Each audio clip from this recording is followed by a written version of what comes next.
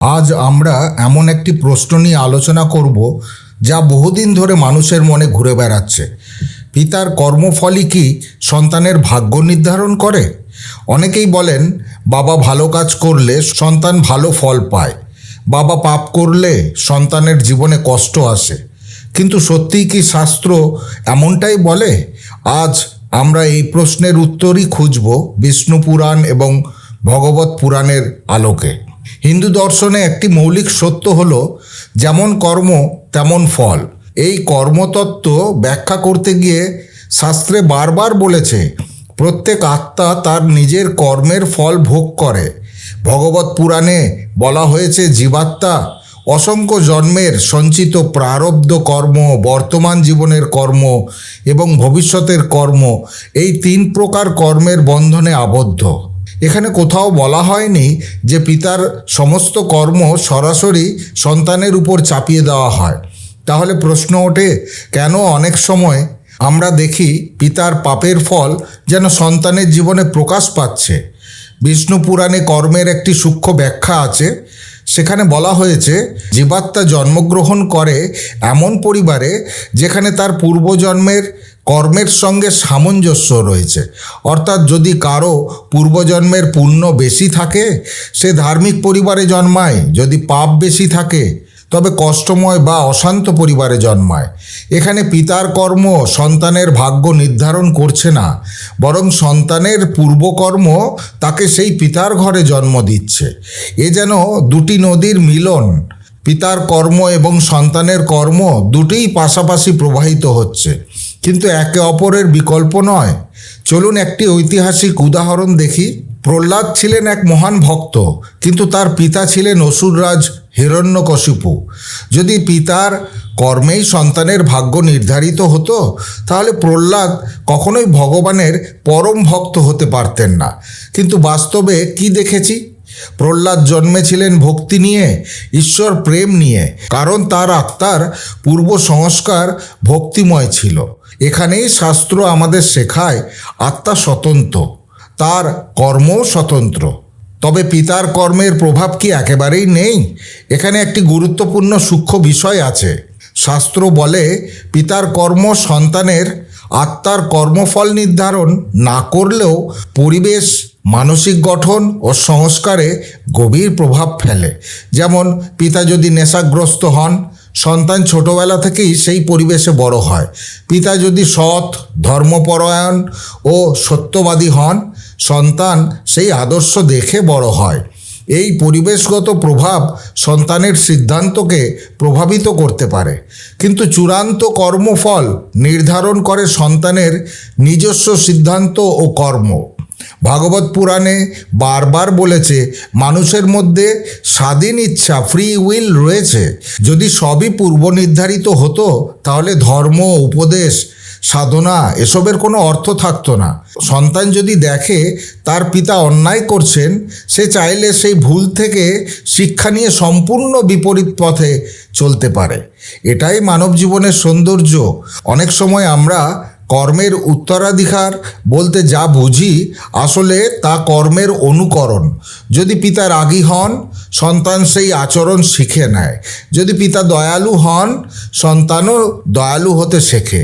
কিন্তু এটি জেনেটিক বা আধ্যাত্মিক বাধ্যবাধকতা নয়, এটি শিক্ষার ফল। শাস্ত্র আমাদের তিনটি বড় শিক্ষা দেয়। আত্মা স্বতন্ত্র, প্রত্যেক আত্মা তার নিজস্ব কর্মফলের অধিকারী, জন্ম কাকতালীয় নয়। আমরা যে পরিবারে জন্মাই তা আমাদের পূর্বকর্মের ফল। বর্তমান জীবনের সৎকর্ম, ভক্তি ও সাধনার মাধ্যমে ভবিষ্যৎ বদলানো যায়। সবশেষে সবচেয়ে গুরুত্বপূর্ণ কথা, ভাগবত পুরাণে বলা হয়েছে ভগবানের একান্ত ভক্তি কর্মবন্ধন ছিন্ন করতে পারে। যখন কেউ আন্তরিকভাবে ভগবানের শরণ নেয় তখন তার বহু জন্মের কর্ম দগ্ধ হয়ে যায়। অতএব পিতার পাপ বা পুণ্য নয়, ভক্তি ও সৎকর্মই আমাদের প্রকৃত ভবিষ্যৎ নির্মাণ করে। পিতার কর্ম সন্তানের পরিবেশকে প্রভাবিত করতে পারে, কিন্তু সন্তানের আত্মার ভাগ্য নির্ধারণ করে তার নিজস্ব কর্ম ও ভক্তি। প্রহ্লাদ যেমন অসুরের ঘরে জন্মেও ভক্ত হলেন, তেমনি আমরাও যে কোনো পরিস্থিতি থেকে ঈশ্বরের পথে ফিরতে পারি। মনে রাখবেন, আপনার অতীত নয়, আপনার বর্তমান সিদ্ধান্তই আপনার ভবিষ্যৎ গড়ে। পিতার কর্ম সন্তানের ভাগ্য সরাসরি নির্ধারণ করে না, বরং প্রত্যেক আত্মাই নিজের কর্মফলের অধিকারী। আজ আমরা এই বিষয়টিকে আরও গভীরে নিয়ে যাব, শাস্ত্র, দর্শন, উদাহরণ এবং আধ্যাত্মিক বাস্তবতার আলোকে। আত্মা কেন নির্দিষ্ট পরিবারে জন্মায়? বিষ্ণু পুরাণে একটি সূক্ষ্ম তত্ত্ব ব্যাখ্যা করা হয়েছে। জন্ম কখনোই আকস্মিক নয়। আত্মা এমন পরিবারেই জন্ম নেয় যেখানে তার পূর্বজন্মের সংস্কার পূরণ হবে, তার অসমাপ্ত কর্মফল ভোগ হবে, তার আধ্যাত্মিক অগ্রগতির সুযোগ থাকবে। অর্থাৎ আমরা যে পিতামাতার ঘরে জন্মাই তা আমাদের পূর্বকর্মের ফল। পিতা আমাদের ভাগ্য বানাচ্ছেন না, আমাদের আত্মাই সেই ঘর বেছে নিচ্ছে তার কর্মফলের টানে। এখন একটি গুরুত্বপূর্ণ প্রশ্ন, একটি পরিবারে কেন একসঙ্গে বিপদ আসে? যেমন দুর্ঘটনায় পুরো পরিবার ক্ষতিগ্রস্ত হলো, আর্থিক বিপর্যয়, আকস্মিক অসুখ। শাস্ত্র বলে কখনো কখনো কিছু আত্মার কর্মফল একত্রে প্রকাশ পায়। একে বলা যায় সমষ্টিগত কর্মফল। ভগবত পুরাণে বর্ণিত আছে, অনেক সময় একদল আত্মা পূর্বজন্মের সম্পর্কের সূত্র ধরে একত্রে জন্মায়, বন্ধু, শত্রু, পরিবার হিসাবে। তাই এক পরিবারের বিপদ মানেই শুধু পিতার পাপ নয়, বরং প্রত্যেক আত্মার নিজস্ব কর্মফল মিলিত হয়ে পরিস্থিতি তৈরি করে। পিতার পাপ কি সন্তানের জীবনে কষ্ট আনে? শাস্ত্র স্পষ্টভাবে বলে পাপ ব্যক্তিগত, কিন্তু পাপের পরিবেশগত প্রতিক্রিয়া থাকতে পারে। উদাহরণ, পিতা অন্যায় অর্থ উপার্জন করলে সন্তান সেই অর্থে বড় হয়, সেই অর্থের অশান্তি পরিবারে আসে। এটি কর্মফলের স্থানান্তর নয়, এটি কর্মের পরোক্ষ প্রভাব। আগে আমরা আলোচনা করেছি প্রহ্লাদ ছিলেন অসুররাজ হিরণ্যকশিপু এর পুত্র। এখন একটু গভীরে যায়। প্রহ্লাদ তার পিতার কঠোর নির্যাতন সত্ত্বেও ঈশ্বর ভক্ত ছিলেন। এর মানে কি? এর মানে আত্মার ভক্তি পূর্ব সংস্কার থেকে আসে। পিতার চরিত্র তাকে আটকে রাখতে পারেনি। এখানে একটি মহৎ শিক্ষা আছে। আপনার জন্ম পরিস্থিতি আপনার আধ্যাত্মিক পরিচয় নয়। আবার দেখুন ধ্রুব মহারাজের জীবন। ধ্রুব ছিলেন রাজপুত্র, কিন্তু পিতার অবহেলায় তিনি অপমানিত হন। যদি পিতার কর্মই সন্তানের ভাগ্য হতো তাহলে ধ্রুব সারা জীবন কষ্টেই থাকতেন। কিন্তু তিনি তপস্যা করলেন, ভক্তি করলেন এবং ঈশ্বরের কৃপায় অমর ধ্রুবতারা হলেন। এখানেই শাস্ত্রের বার্তা, বর্তমান সিদ্ধান্ত ভবিষ্যৎ বদলে দেয়। শাস্ত্র অনুযায়ী কর্মফল 3 প্রকার। 1. সঞ্চিতি কর্ম, যা বহু জন্মের সঞ্চিত কর্ম। 2. প্রারব্ধ কর্ম, যা বর্তমান জীবনের কার্যকর কর্ম। 3. আগামী কর্ম, এখন যা করছি ভবিষ্যতে তা ফল দেবে।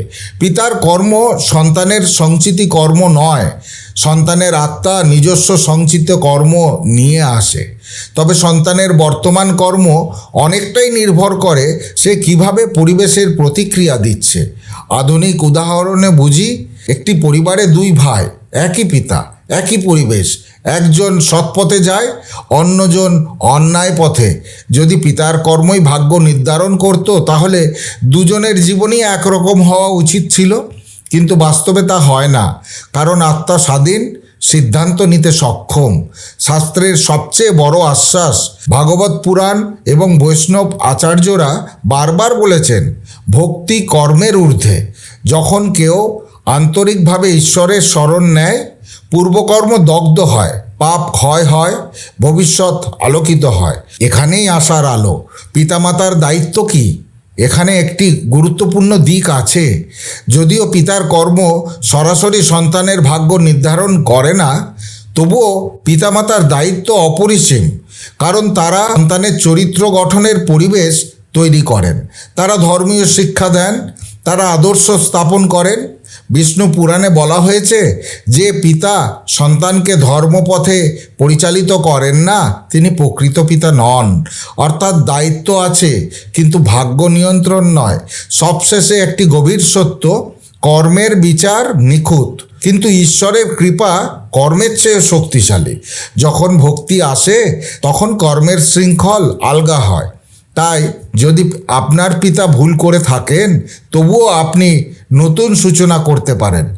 বন্ধুরা, মনে রাখবেন, আপনি আপনার পিতার পাপ নন, আপনি আপনার বংশের সীমাবদ্ধতা নন, আপনি একটি চিরন্তন আত্মা। আপনার বর্তমান কর্ম, আপনার ভক্তি, আপনার সচেতন সিদ্ধান্ত, এগুলোই আপনার ভবিষ্যৎ গড়ে তুলবে।